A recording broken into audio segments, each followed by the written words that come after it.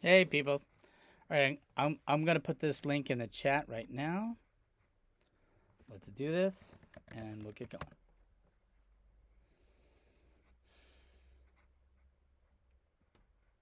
Thank you for your patience.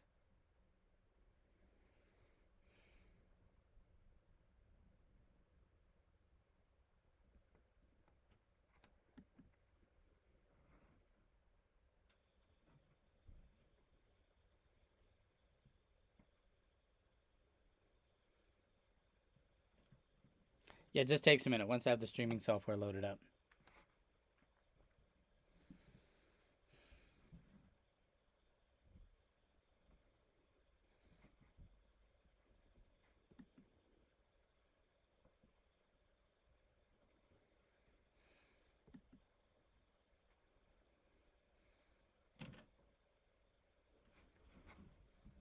All righty, got it. Let's do this.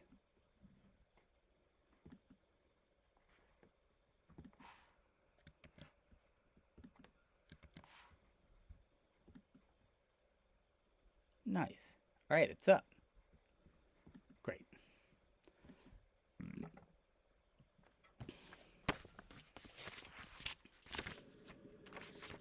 When we last left Doug Boyd, because these stories he says are true, remember Aki had been caught with the pail. This guy Aki is very interesting. I'm just going to go back a couple of lines. It had a power of. He literally. Okay. Blah, blah. Aki put his fingers over my lips, prevented me from going on and on. It seemed an unusual gesture for Aki. He sat with his hand on my face, staring at me quietly, as though my understanding might come better through the silence. But after a moment, he allowed me to say my explanation. He literally whispered. I had to strain to hear him, or say his explanation, excuse me. It had a powerful effect on me. For the first time since I met him, I was now fully aware of Aki's immense strength and composure. For the first time, I felt myself look up to him. Those movies have no sense, no truth, no teaching. It is not this way. Training is not for fighting. It is not for protection of myself. There is no myself. Myself is yourself. It is the same. We live in an illusion. I can keep my watch, but if I keep my watch, this is self-protection. In America, you want this training for self-protection. He's talking about karate and martial arts. In America, okay, this is a very big misunderstanding. What is to protect? One watch? Nonsense. If I save my watch, what happens? I must knock down many people. They cannot get up again soon. I have training to do this. But first, I have training for judgment. Then I practice control to keep the judgment first. What is better? This judgment? What is better? One watch or one tooth of a human being? Tooth is better. That's judgment. Compared to any human part, the watch is of less value. I should feel 6 men before they come to me. I'll say it again. I should feel 6 men before they come to me. That was my mistake. I forgot my training. That's what I told you about your trick. Your trick was my mistake, not yours. I should feel intention before it comes to happening. But if I hurt 6 men, even 3, to correct my mistake, then my training is useless. I am just a bad man who has a nice watch. We sat and listened to the crickets in the brook. The sounds seemed so loud to me now after having strained to hear his whispers. Well, what you say is right, I said. But it's not the usual judgment. Not the usual sense of values we find here in America. Not even people who do all this training. This America is also my country now. Bad people study karate for play fighting in their streets. It's all becoming very different. Aki had attended a very special school. It was one truly traditional training centers remaining in Japan, and unlike anything in the United States. Aki and his fellow trainees had entered the dojo as young children, and it's not easy to get in. Their parents have to pass interviews and tests, and then for years they receive only philosophy and strenuous disciplines for self-control. There's no sparring, no hitting. There's no flips and falls. They had been prepared to expect this. They had been told that if they wanted to learn fighting, there were countless dojos whose only requirement for entry was to pay tuition and you learn fighting. But this was something different. It was made clear on the first day, the highest instructor, this one Aki called Karate Master. Each time a new group of beginners formed, Aki told me the Karate Master would gather the youngsters. He would stand over them looking stern. He would explain that for 4 years, they would practice mental and emotional discipline first. They would learn self-control 4 years before they would try any physical training and tactics that the other dojos offered as soon as you walked in the door.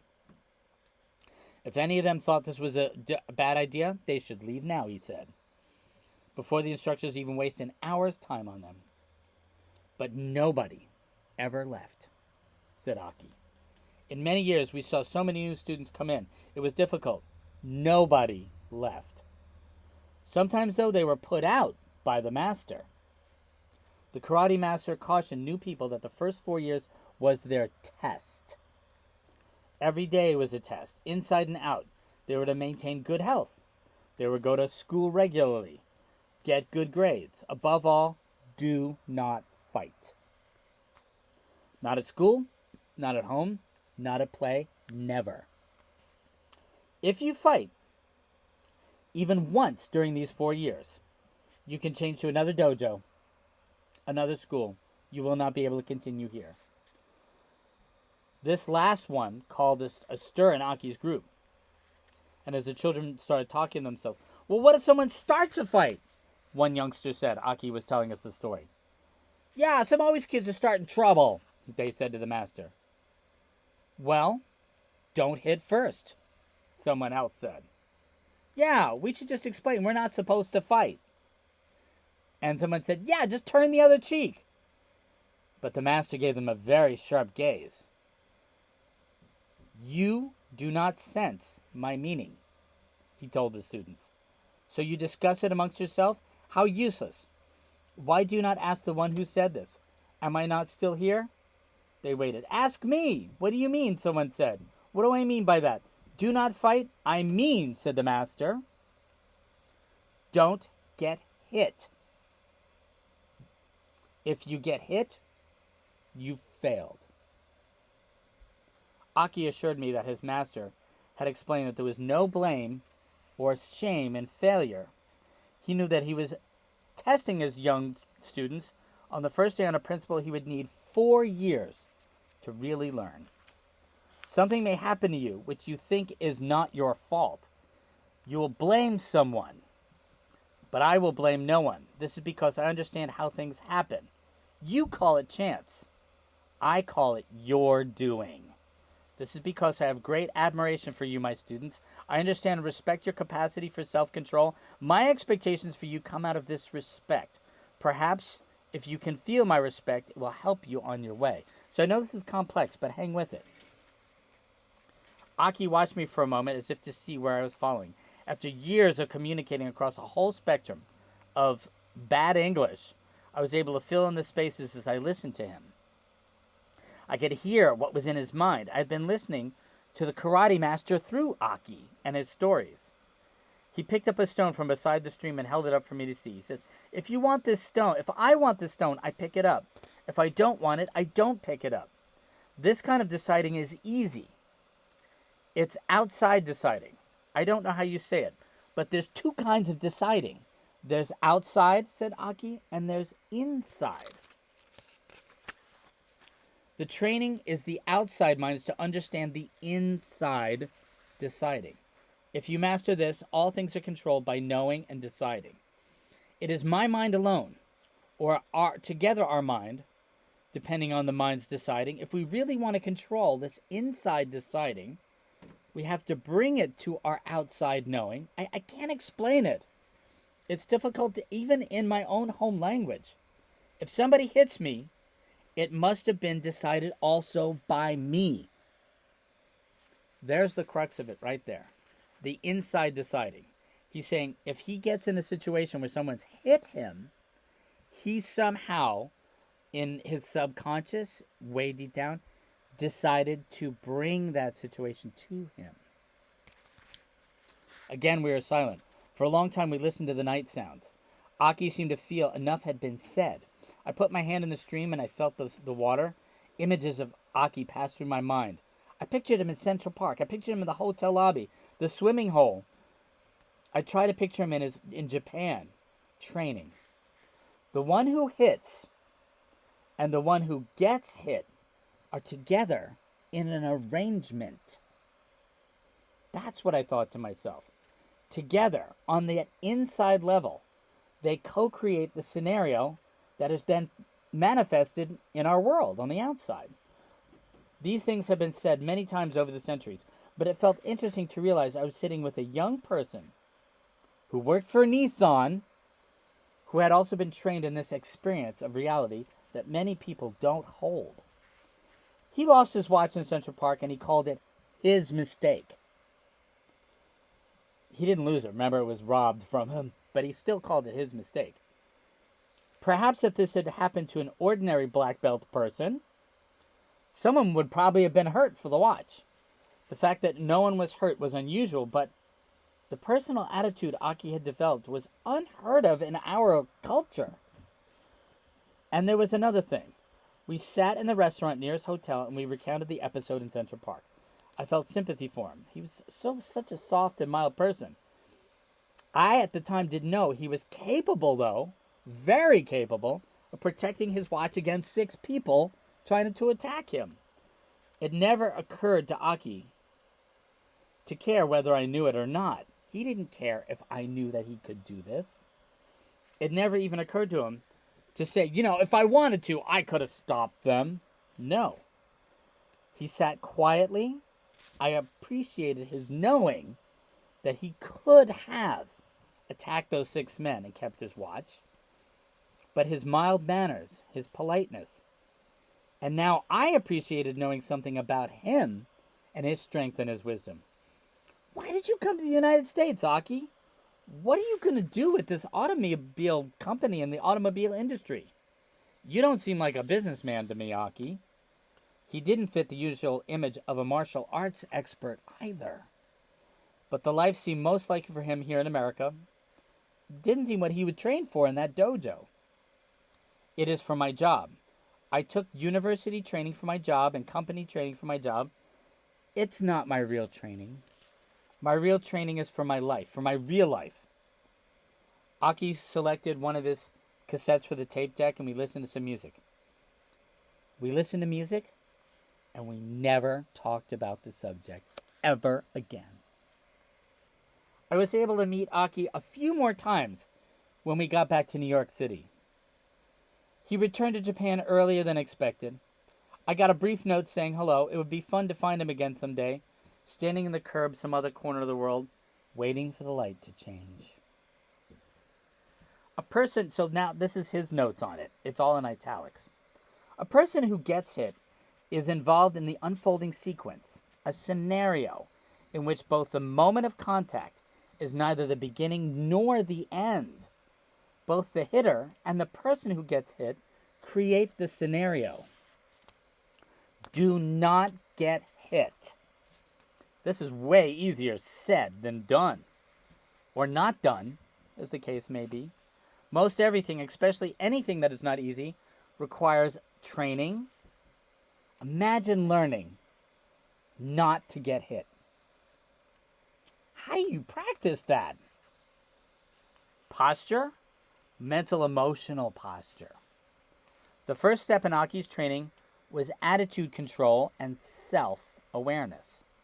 before Aki and his classmates could begin to practice their actual karate, their actual martial arts, they had to practice emotions and themselves.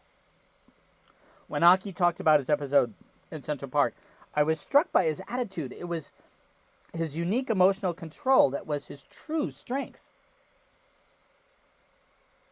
And this strength was apparent in his very nature. He had practiced it for years.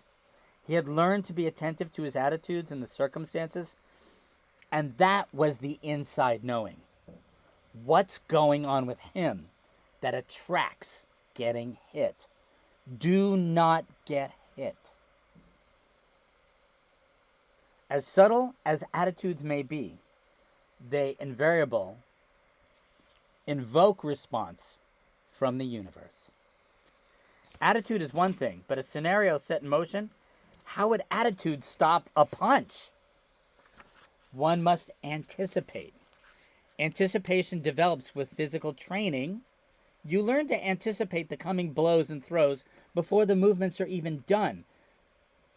Just like a mongoose looks into the eyes of a cobra and detects movement in his eyes before the cobra strikes.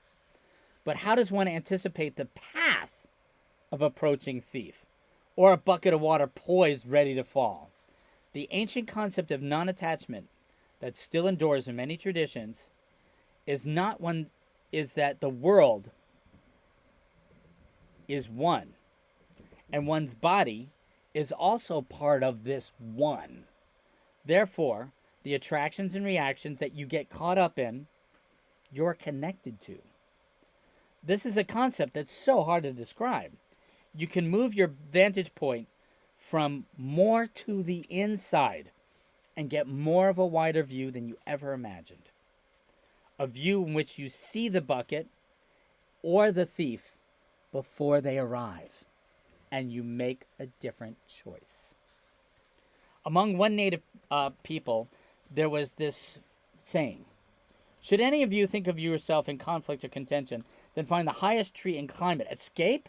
Fight or flight? If you take it literally, you would climb a tree. With one's perspective, look down on the predicament from the highest possible point. You can look down on yourself. To attain such a vantage point would enhance your attitude, because no one can observe or adjust the related position. To maintain such a vantage point, you can see what's coming. Your body is on the ground, but the mind is on the ground. The mind is up in the tree. Not all of the mind is the body. The higher vantage point does exist, though many people don't know. And the view can be seen if you really look at yourself, from outside yourself to the inside. It brings training and self-awareness, but everyone can do it.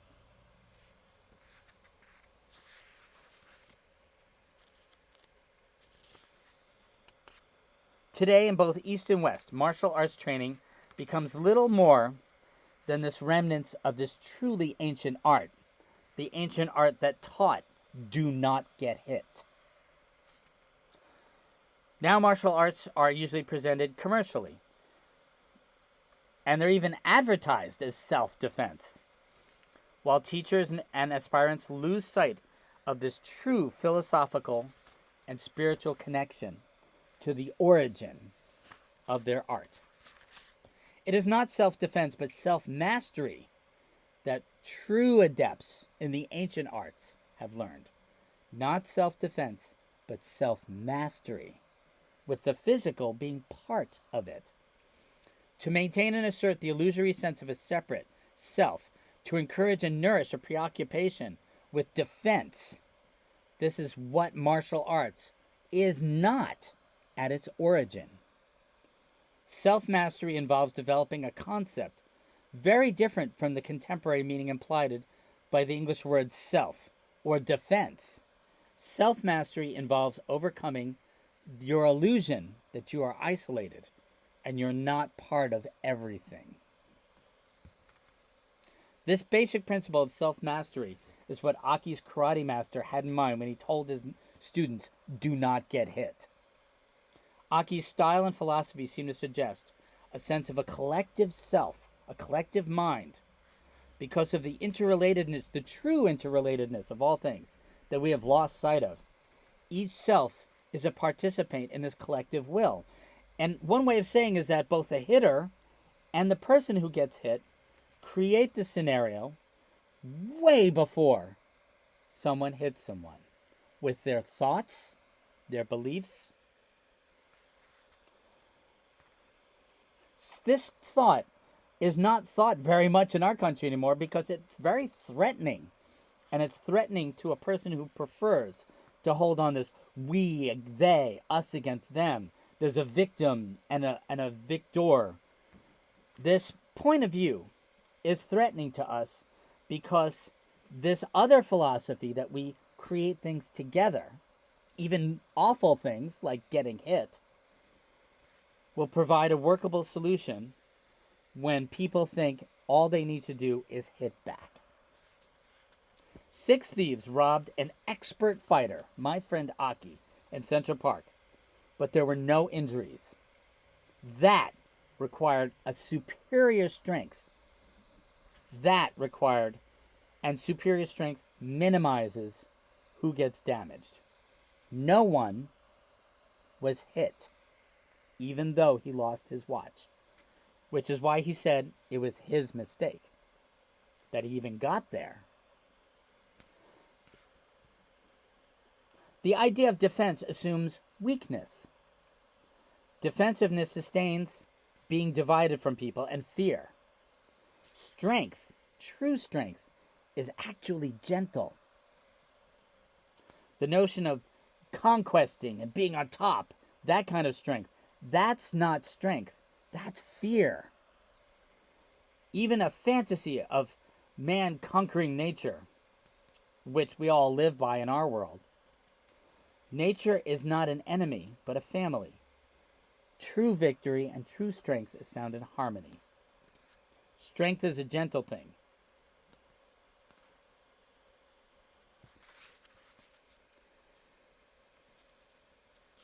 Well, to all of us, it seems we are not done with this very central lesson in life. One of life's most important lessons. The true meaning, the undescribable, you can't explain in words the true meaning of do not get hit, because it implies all this view of the inside that has been lost. Aki's karate classmates are now older and wiser. They're still working with the ideas that this karate master presented. And so, perhaps they too will carry this on and be true karate masters. All right, well, I hope that wasn't too heady, but that's just one of my favorite little stories. Do not get hit. And I've actually given that advice sometimes to people, and people are like, what the heck are you talking about? Don't get hit. That sounds like... But what they're saying is that what are you doing to create the chaos in your life that you end up getting hit? It's deep, man. Okay, Wednesday and Thursday, I have one more story from this book called Henry and Joseph. And it, too, is very interesting. All right, I'm going to take a short stretch break, and I'll see you back on Zoom in a minute.